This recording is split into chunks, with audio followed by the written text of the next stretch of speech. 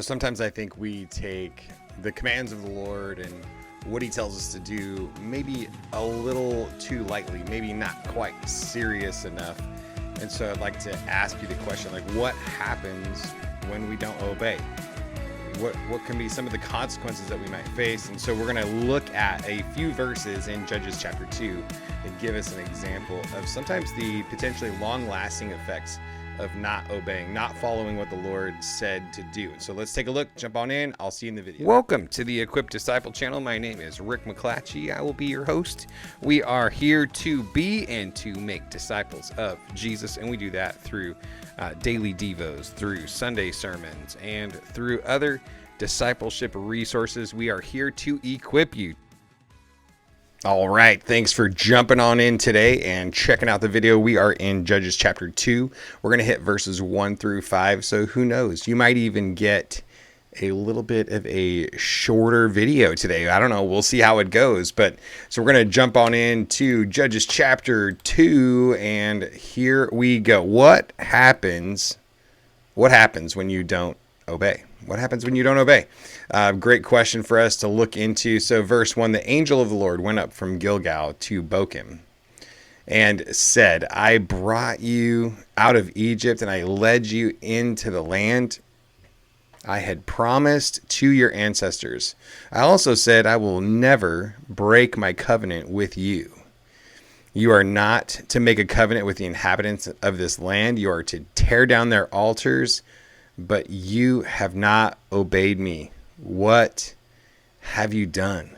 So the first thing I'd like to just kind of call out in this situation is the incredible love and grace and faithfulness of God, because he's saying from the very get-go, I will never break my covenant with you.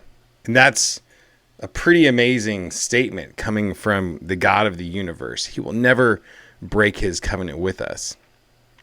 And so, it's just kind of a wow moment. Type wow down in the comments right now. If you are amazed at the incredible goodness of God, that he is a covenant keeping God, not a covenant breaking God.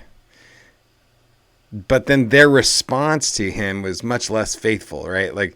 I'm thankful that the Bible says stuff like, even when you are faithless, I remain faithful because I cannot deny myself. God is that good. However, we just want to be careful that we don't then assume that there are no consequences to our disobedience. And so that's where this is kind of leading, as he says, but you have not obeyed me.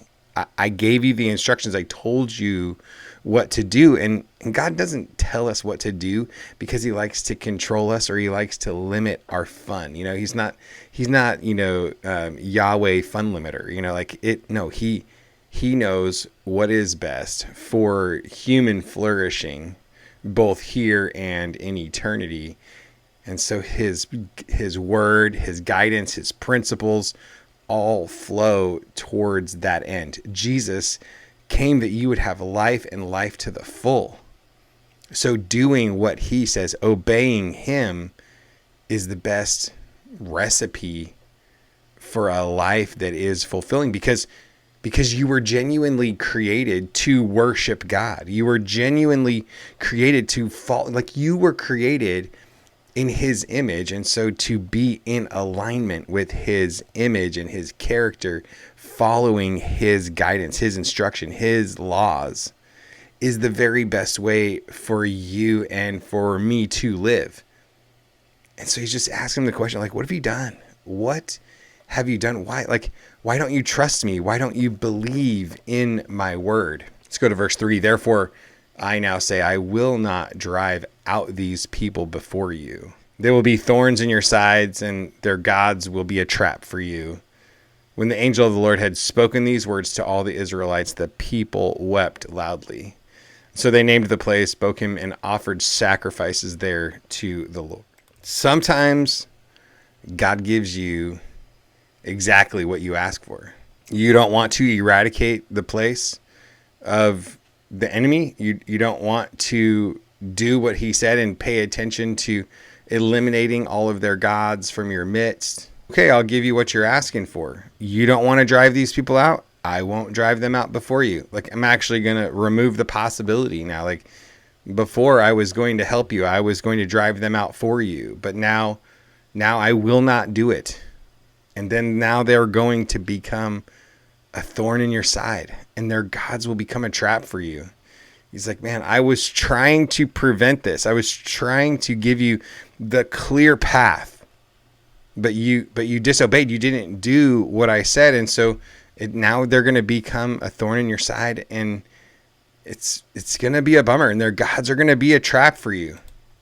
So sometimes God gives us exactly what we ask for, and that's not like a threat. Like, that's not like, oh, watch out, God might give you exactly what you ask for. See, because Psalm 119 and verse 68 says, Lord, you are good and you do only good. Lord, teach me your statutes. Even God giving you exactly what you're asking for is redemptive in nature.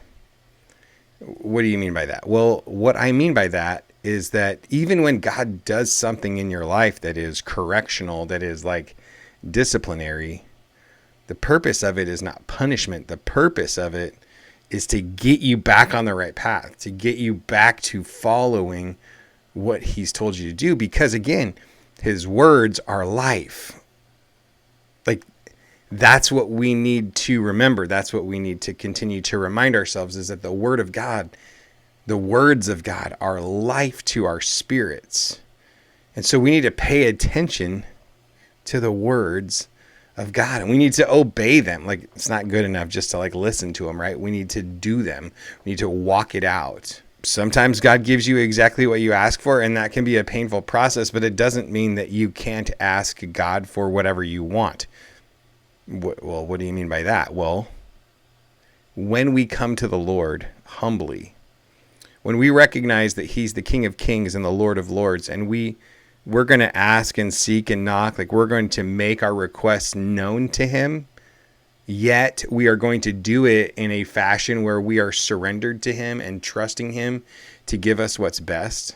Because do you understand everything that is perfectly designed for you, that like the best plan for your life? No, you don't, because you're like me. You're finite. You're little human, like little human mind, right? In comparison to the brain of the God of the universe, it's like not even on the bar graph, right? Like we don't even take up a slice of pie on the pie chart. Like our brains are so small compared to God's processing abilities.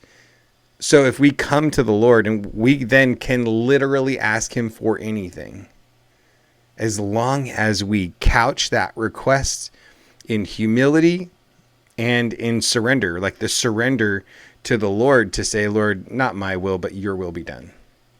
Like, here's what I want to see happen.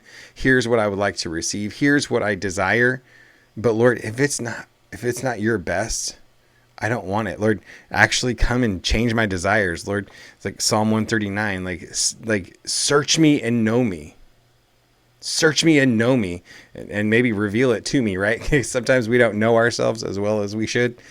And so, again, you can ask God for anything. So I don't mean for this slide that sometimes God gives you exactly what you ask for to be this threatening thing.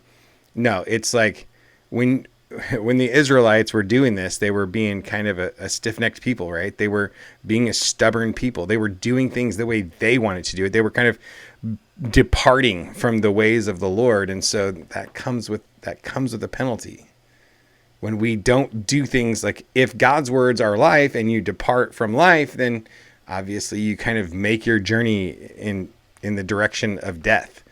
And that's not a good plan. The gods of our culture can become a trap for us, just like it did for the Israelites here in the book of Judges. The gods of our culture can become a trap for us. Like, what are some of the gods of our culture? Well, materialism, greed, sex, lust, all that kind of stuff. If we are not driving the enemy out as we take conquest of the land, those gods then kind of hang around and can become a trap for us, and a trap for our kids, for our future generations.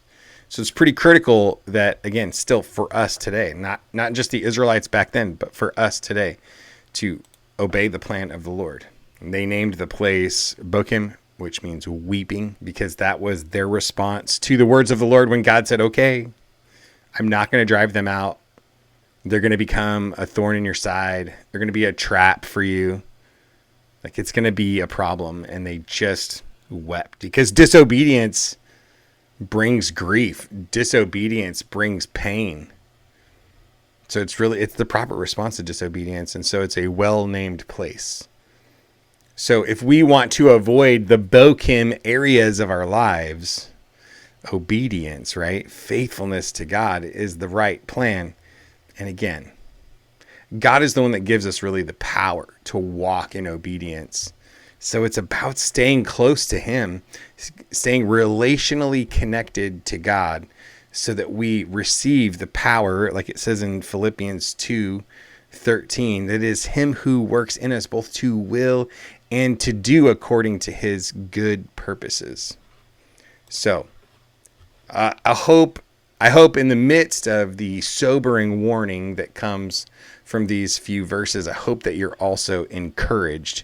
Remember the fact that it starts out with God recapping what He had done for them. I am the God that rescued you out of Egypt. I'm the one that brought you through the Red Sea. I'm the one that brought you away from that slavery, that delivered you from that slavery. And I'm a God that does not break His covenant. Come on now. Celebrate the fact that we have such an incredibly faithful and amazing God.